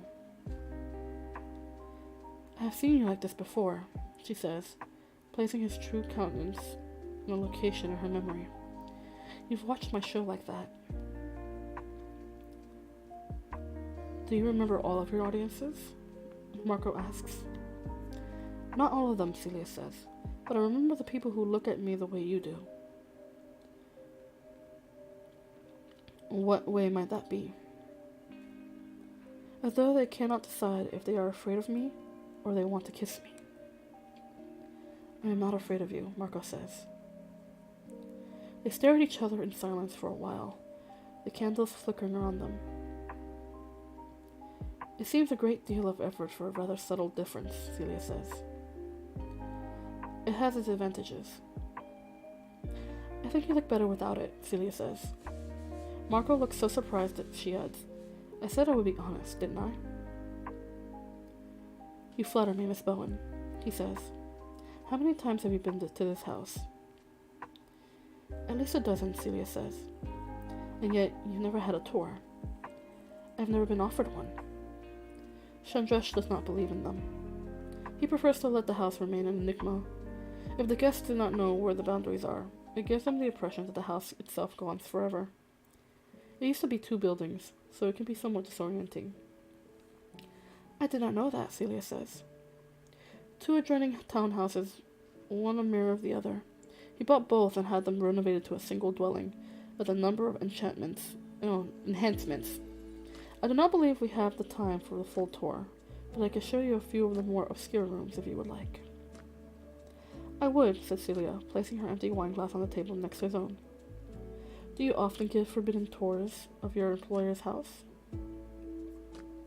Only once. And that was because Mr. Barris was quite persistent. We and my friends did a documentary about Nutella Go rapper falling off a building, and I did the voice. That's pretty cool, I see. I gotta see that. You gotta send that to me. That seems really neat. I mean, silly, yes, but very neat. From the dining room, they cross under the shadow of the elephant head statue in the hall, passing into the library and stopping at the stained glass sunset that stretches the height of one wall. This is the game room, Marco says, pushing the glass and letting it swing open to the next room. How appropriate. Gaming is more theme than function for the room. There are several chessboards with missing pieces, and pieces without boards of their own lined up on the windowsills, and bookshelves. Dartboards without darts hang alongside backgammon games suspended in mid-play. The billiard table in the center is covered in blood-red felt. A section of weaponry lines one wall, arranged in pairs. Sabers and pistols and fencing foils, each twinning with another, prepared for dozens of potential duels. Chandresh has a fondness for antique armament, Marco explains as Celia regards them. There are pieces in other rooms, but this is the majority of the collection. He watches her closely as she walks around the room. She appears to be attempting not to smile as she looks over the gaming elements artfully arranged around them. You smile as though you have a secret, he says. I have a lot of secrets, Celia says, glancing over him glancing at him over her shoulder before turning back to the wall. When did you know I was your opponent? I did not know until your audition. You were a mystery for years before that, and I'm certain you noticed that you caught me by surprise. He paused before adding, I cannot say it has truly been an advantage. How long have you known? I knew in the rain in Prague, and you know perfectly well that was when I knew, Celia says. You could have let me go with an umbrella to puzzle over, but instead he chased me down. Why? I wanted it back, Marco says. I'm quite fond of that umbrella. And I had grown weary of hiding from you. I once suspected anyone and everyone, Celia says. Though I did think it was more likely someone in the circus proper. I should have known it was you. And why is that, Marco asks. Because you pretend to be less than you are, she says. That much is as clear as day. I will admit, I never thought to charm my umbrella. I have lived most of my life in London, Marco says. As soon as I learned to charm objects, it was one of the first things I did. He removes his jacket and tosses it over one of the leather chairs in the corner. He takes a deck of playing cards off the shelf, unsure if she will be willing to humor him, but too curious not to try. Do you want to play cards? Celia asks. Not exactly, Marco answers as he shuffles. When he is satisfied, he places the deck on the billiard table. He flips over a card, the King of Spades. He taps the surface and the King of Spades becomes the King of Hearts. He lifts his hand, pulling it back and unfurling his fingers over the card, and welcoming her to make the next move. Celia smiles. She unties her shawl from her shoulders and drapes it over his discarded jacket. Then she stands with her hands clasped behind her back. The King of Hearts flips up, balancing on its edge. It stands there for a moment before slowly and deliberately ripping its half. The two pieces stay standing, separate, for a moment before they fall, the pattern back facing up. Mimicking Marco's gesture, Celia taps the card and snaps it back together. She pulls her hands back and the card flips itself over. The Queen of Diamonds. Then the entire deck hovers in the air for a moment before collapsing onto the table, cards scattering out over the red felt surface. You are better than I am at physical manipulation, Marco admits. I have an advantage, Celia says, but my father calls a natural talent. I find it harder not to influence my surroundings. I was constantly breaking things as a child. How much impact can you have on living things, Marco asks. It depends on the thing in question, Celia says. Objects are easier. It took me years to master anything animate, and I work much better with my own birds than I could with any old pigeon taken off the street. What could you do to me? I might be able to change your hair, perhaps your voice, Celia. No more than that, without your full consent and awareness. And true consent is more difficult to give than you might think. I can't repair an injury. I rarely have much more than a temporary superficial impact. It is easier with people I'm more familiar with, though it is never particularly easy. What about yourself? Oh, nice! Hello! Welcome, welcome. I'm glad you could make it. Thank you for being here, friend. I hope you're enjoying the story. I hope you're here to enjoy the story. What about yourself? In response, Celia goes to the wall and removes a thin Ottoman dagger with a jade hilt from where it hangs with its partner. Holding it in her right hand, she places her left palm down on the billiard table over the scattered cards.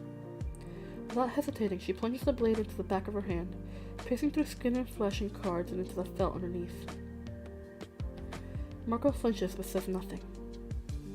Celia pries the dagger up, her hand in the two of spades still impaled on the blade. Blood beginning to drip down her wrist. She holds out her hand and turns it slowly, presenting it with a certain amount of showmanship so that Marco can see that there is no illusion involved. With her other hand she removes the dagger, the bloody playing card fluttering down. Then the droplets of blood begin rolling backwards, seeping into the gash on her palm, which then shrinks and disappears, until it is no more than a sharp red line on her skin, and then nothing. She taps the card and the blood disappears.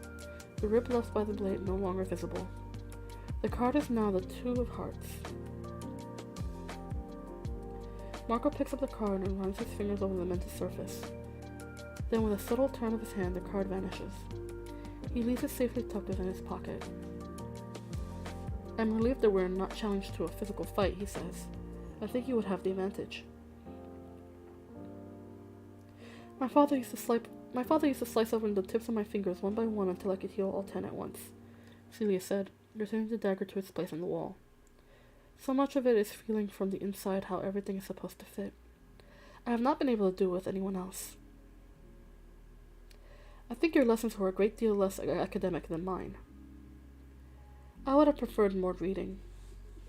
I think it's strange we were prepared in drastically different ways for the same challenge, Marco says.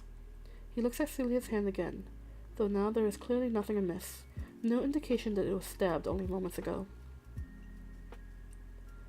I suspect that is part of the point, she says. 2 schools of thought pitted against each other, working within the same environment. I confess, Marco says, I don't fully understand the point, even after all this time.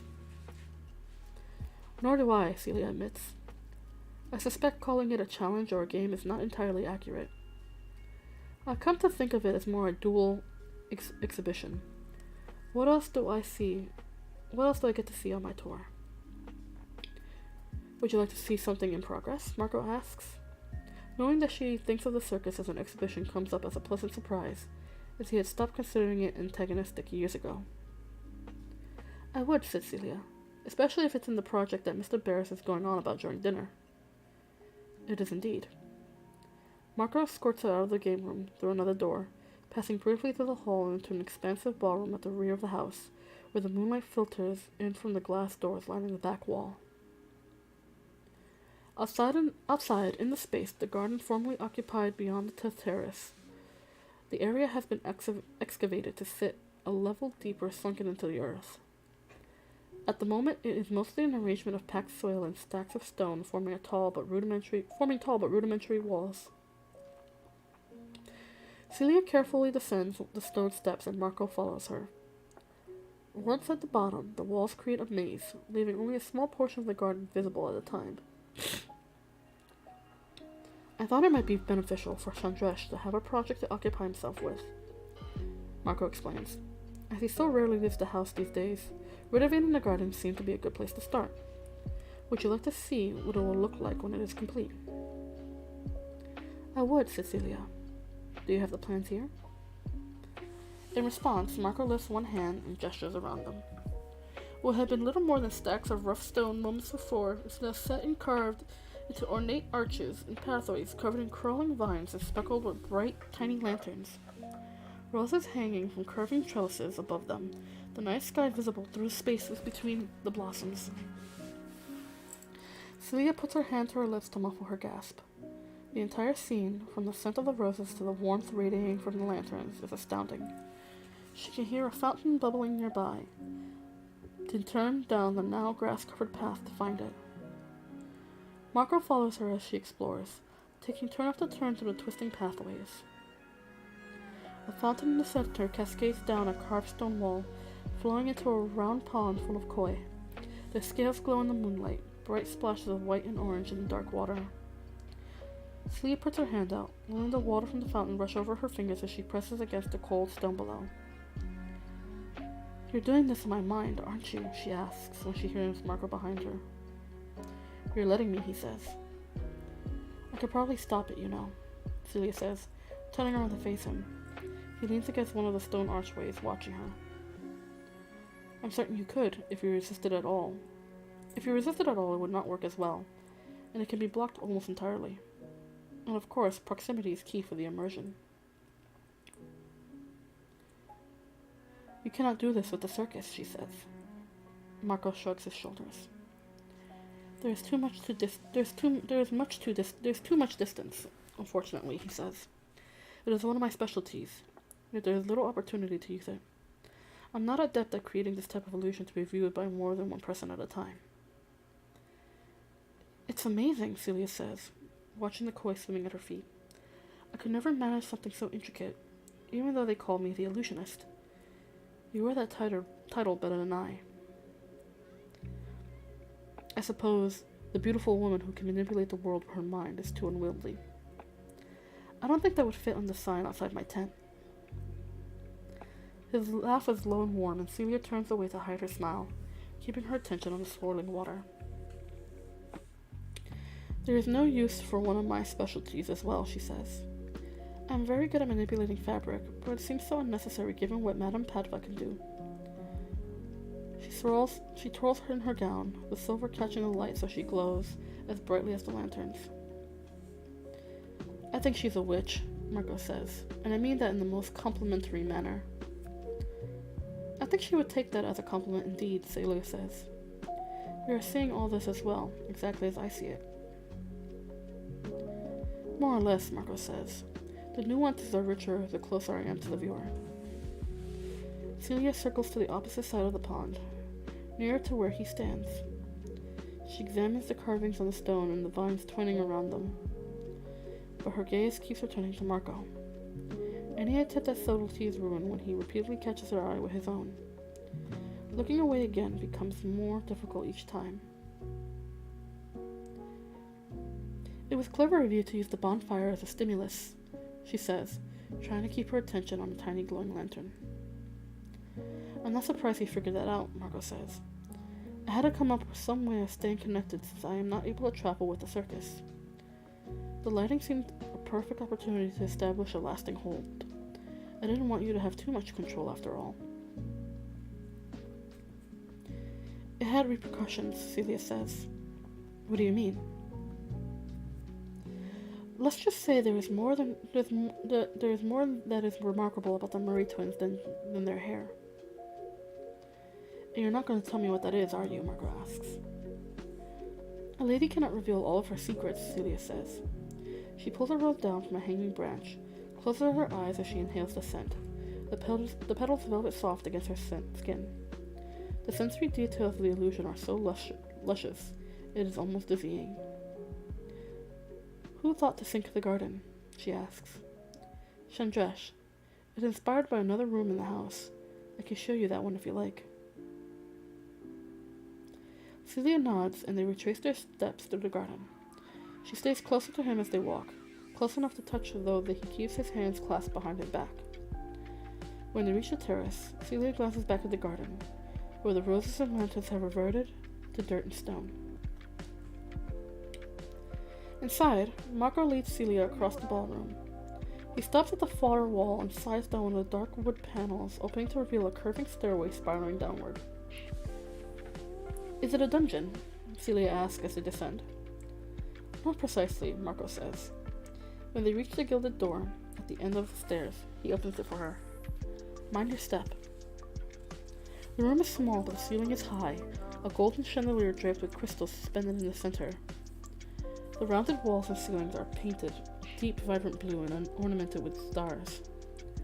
A path wraps around the edge of the room like a ledge, though the majority of the floor is sunken and filled with large cushions covering in a rainbow of embellished silk.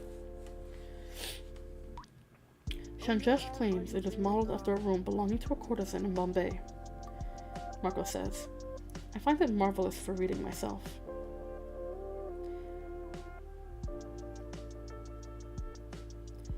Celia laughs, and a curl of her dark hair falls across her cheek.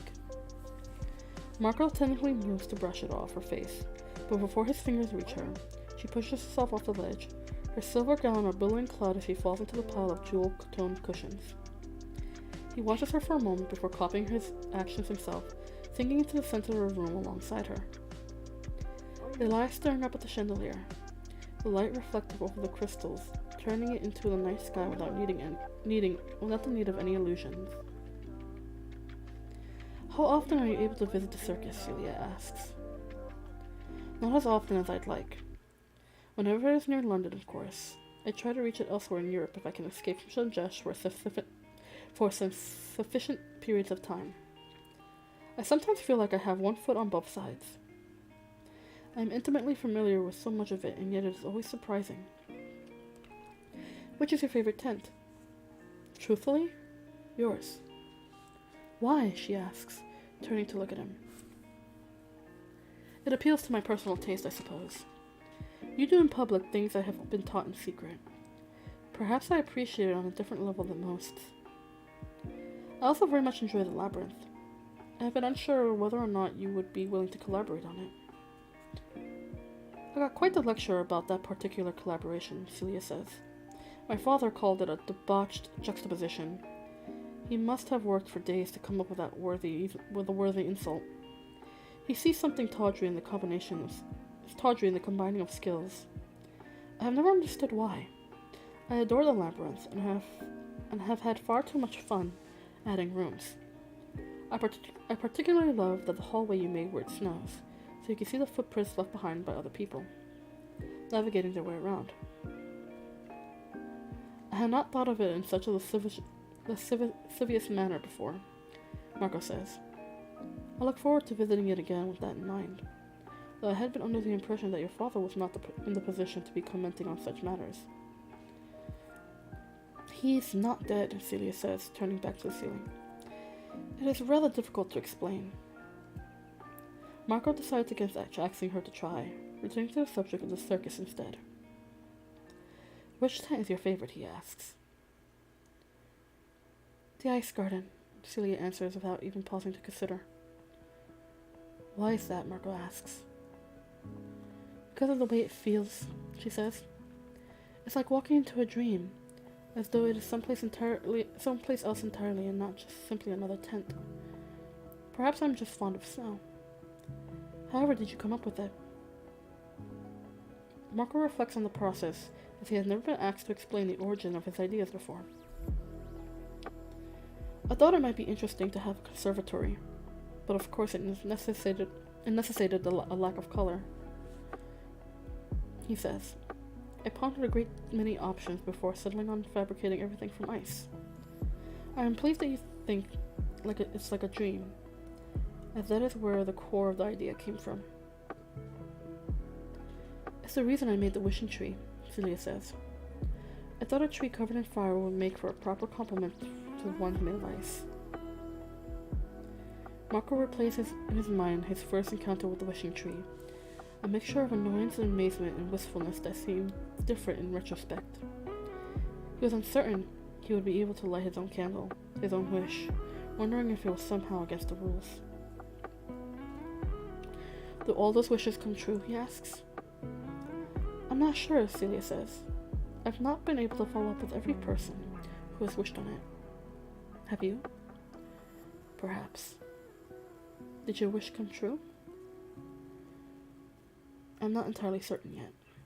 You shall have to let me know, Celia says. I hope it does. I suppose in a way, I made the wishing tree for you. You didn't know who I was then, Marco says, turning to look at her. Her attention remains focused on the chandelier, but that alluring secret-keeping smile has returned. I didn't know your identity, but I had an impression of who my opponent was, being surrounded by things you made. I had thought you might like it. I do like it, Marco says. The silence that falls between them is a comfortable one. He longs to reach over and touch her, but he resists, fearful of destroying the delicate camaraderie they are building. He steals glances instead, watching the way the light falls over her skin. Several times he catches her regarding him in a similar manner, and the moment when she holds his eyes with hers are sublime. How are you managing to keep everyone from aging? Celia asks after a while. Very carefully, Marco answers. And they are aging, albeit extremely slowly. How are you moving the circus? On a train. A train? Marco asks, incredulous. The entire circus moved by a single train? It's a large train, Celia says. And it's magic, she adds, making Marco laugh. I confess, Miss Bowen, you are not what I had expected. I assure you the feeling is mutual. Marco stands, stepping back up the ledge by the door. Celia reaches out her hand to him, and he takes it to help her up. It is the first time he has touched her bare skin. The reaction in the air is immediate. A sudden charge ripples through the room, crisp and bright. The chandelier begins to shake. The feeling rushing over Marco's skin is intense and intimate, beginning where his palm meets hers, but spreading beyond that, farther and deeper. Celia pulls her hands away after she catches her balance, stepping back and leaning against the wall. The feeling begins to subside as soon as she lets him go. I'm sorry, she says quietly, clearly out of breath. You caught me by surprise. My apologies, Marco says, his heartbeat pounding so loudly in his ears that he can barely hear her. Though I cannot say I'm entirely sure what happened. I tend to be particularly sensitive to energy, Celia says. People who do the sort of thing you and I do carry a very palpable type of energy, and I am not accustomed to yours just yet. I only hope that it was as pleasurable a sensation for you as it was for me. Celia does not reply, and to keep himself from reaching for her hand again, he opens the door instead, leading her back up the twisting stairway. They walk to the moonlit ballroom, their steps echoing each other. How is Chandrash? Celia asks, attempting to find a subject to fill the silence, aiming to distract herself from her still shaking hands and remembering the falling glass at dinner. He wavers, Marco says with a sigh.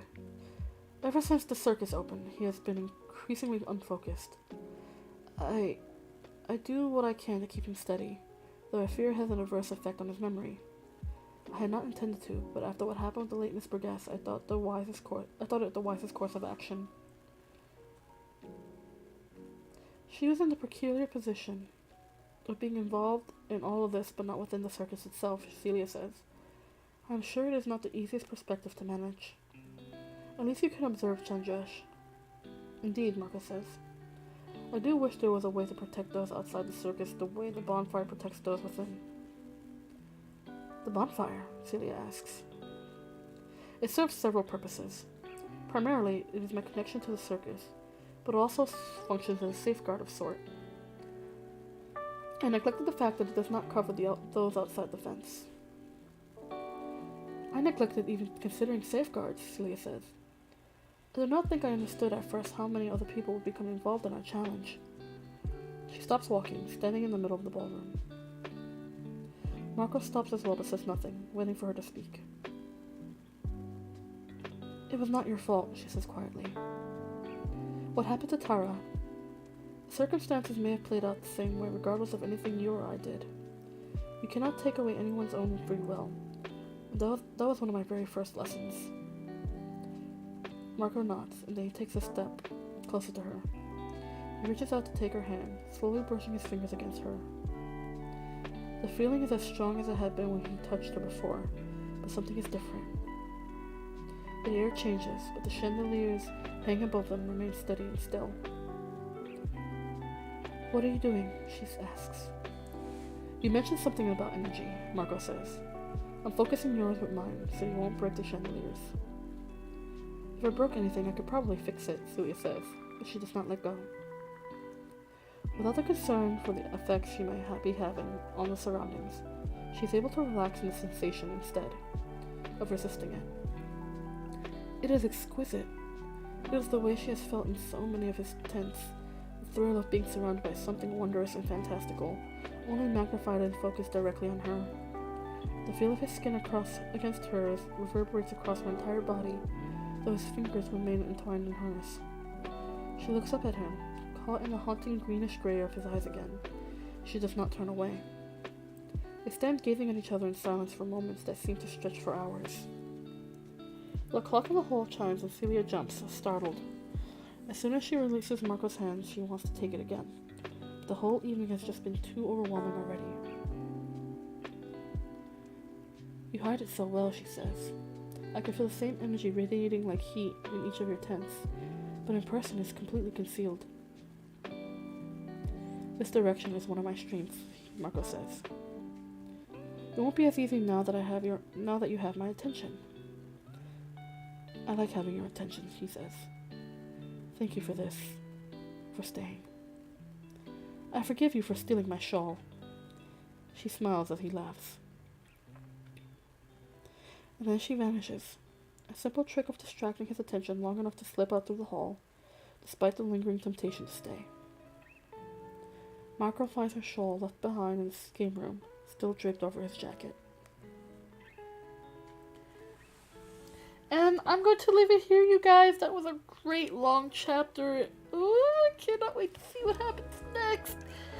I truly cannot wait. I truly cannot wait. I hope you guys are enjoying the story as much as I am. It was very lovely. It's very lovely indeed. But we are reaching that point where I would have to say goodbye for now. Until tomorrow. Because tomorrow we're going to be playing a new game. And I'm excited. I'm so excited to play a new game with you guys. I'm looking forward to it so much. It's gonna be so much fun. Nice reading? Thank you, Dark Shadow Soul. I try. You know me, and my terrible speech impediment. I tried my best. I stumbled over some words, but it happens. But you guys, the story is going great. We still have so much story left. We still have so much. We're going to be going into part 3 of the story next time. And it's going to be so much more left to read. I'm excited. So much is happening. But you guys, thank you so much for being here. Thank you so much for hanging out with me. Tomorrow we'll be playing another game in the Strange Men series called The Boogeyman. After the Crooked Man and the Sandman, the Boogeyman seems like another fun one, and I am excited. I'm excited to try it out. I have not played it, so I'm excited to play it. So yeah, you guys get ready for that. That's going to be so much fun. So you guys have a wonderful rest of your day, night, afternoon, evening, whatever time it may be. And remember, hug your friends, tell someone you love them, and be a force for good in the world, because goodness knows the world needs more goodness. I love you all so very, very much. You're wonderful and amazing peoples, and I appreciate and love every single one of you. I will be seeing you guys tomorrow. Alright, you guys have a wonderful rest of your day, and I will be seeing y'all. Bye!